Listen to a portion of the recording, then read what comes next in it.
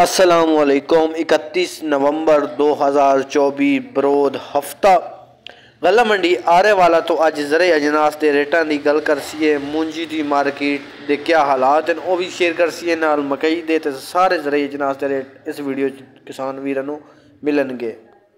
ये भी रेट हैं वो 40 किलो के। सब तो पहले धान के नाज 11, 21, 17, 18 की गल करिए।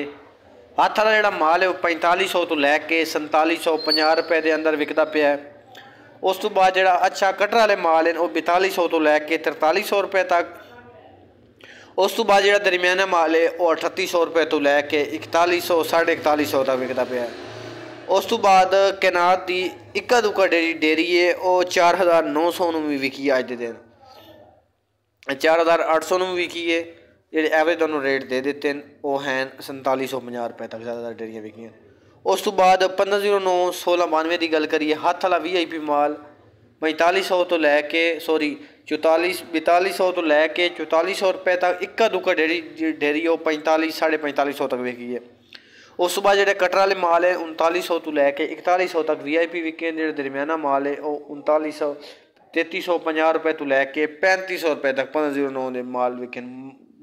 1509 के अंदर थोड़ा जिहा मंदा वेख्या गया। उस तो बाद धान 1847 हथ वाला माल 4000 तो लैके 4200 रुपए तक, कटर माल 3500 तो 3700, दरमियाना माल 3300 तो लैके 3400 रुपए। उस तो बाद मकई की गल करिए 14 तो 15 मुक्शर 3400 रुपए तक टॉप रेट है। उस तो बाद 20 तो अगर 25 मुक्शर 2700 तो लैके 2900 रुपए, और गिले तो कच्चे माल 2100 तो लैके 2200 रुपए। बहारी मकई की मार्केट 3500 रुपए तक बन चुकी है गला मंडी आरे वाला। उस तो बाद कणक के रेट सुन लो 2900 तो लैके 2950 रुपए तक, तो लोकल मार्केट 3100 31.5 3200 तक भी जड़ियाँ खबर हैं वो सुनने आ रही हैं कि यह रेट हो चुका है कणक का। उस तो बाद सरों 7500 तो लैके 7800 रुपए तक विकती पई है।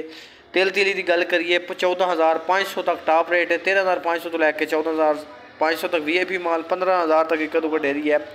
खराब तो कमज़ोर माल 12000 तो लैके 13000, बाजरा 2700 तो लैके 3000 रुपए तक है। ऐसा अज के रेट गला मंडी आरे वाला। तो अच्छी लगी तो वीडियो लाइक तो शेयर लाजमी करो।